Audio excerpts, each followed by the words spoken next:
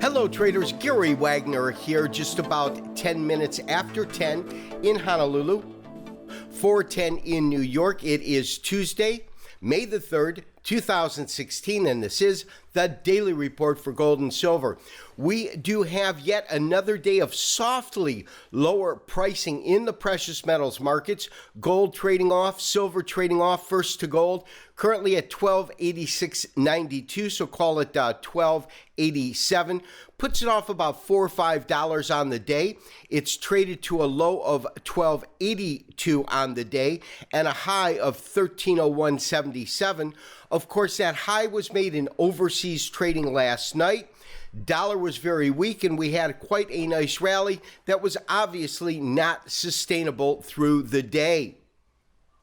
Silver also trading lower. Percentage drawdown about 0.46%, 1741 with a low of 1733 and a high of 1771 on the day.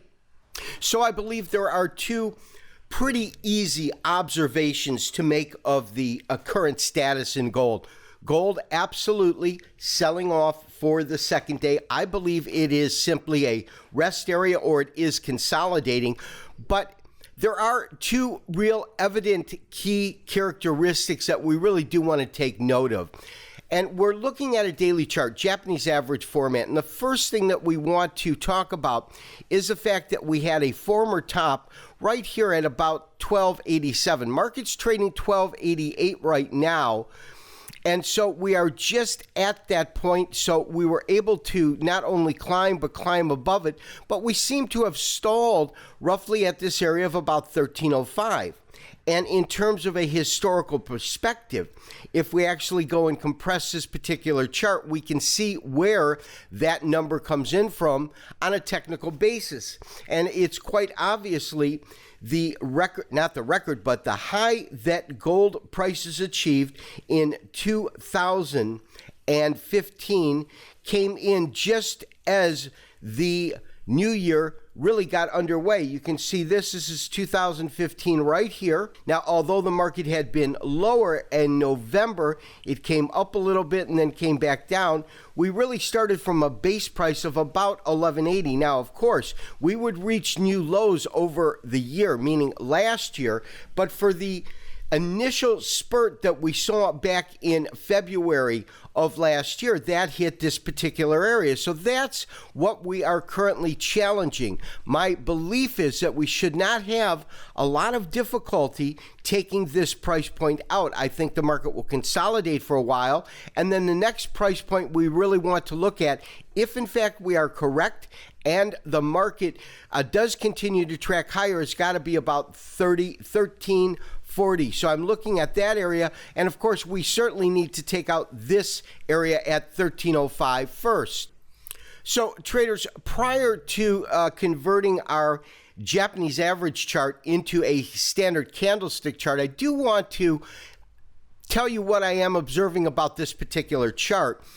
It's 1440, and that's so that the dailies do update. We talked about the compression triangle that we had here, and you can absolutely see on this compression triangle, we went from almost consecutive red to almost consecutive green and so forth. Red, green, red, and then we absolutely got our breakout. Now, look at the size of the candle that we got on Friday, and that was that $30 move. Tremendous breakout to the upside. Over the last 2 days, and you'll see quite a difference when we convert it, we have seen this market trade effectively lower on the day, but when you compare it to the midpoint of the prior day, that is really why you're looking at candles still being green, but body size is absolutely diminishing.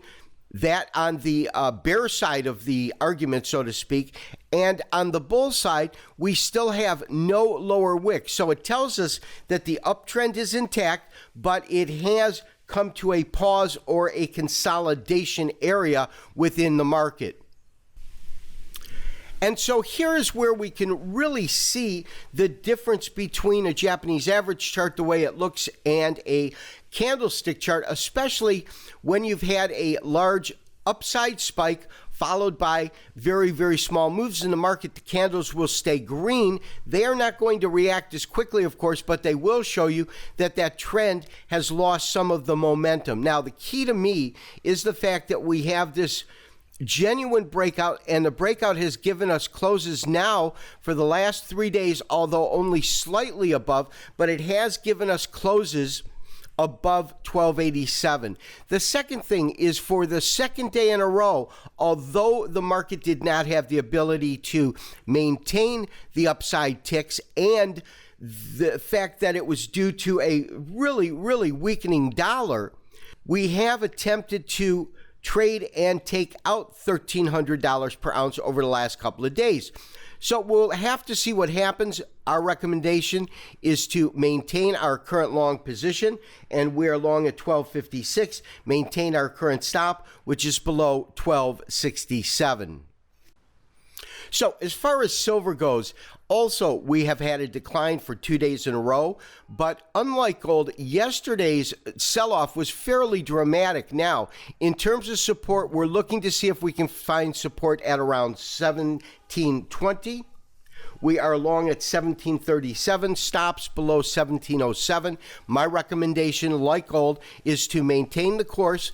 We're not looking at the same type of consolidating action within silver. This actually is an engulfing bearish and a very, very weak confirmation. So we want to see if 1720, if this particular area can hold.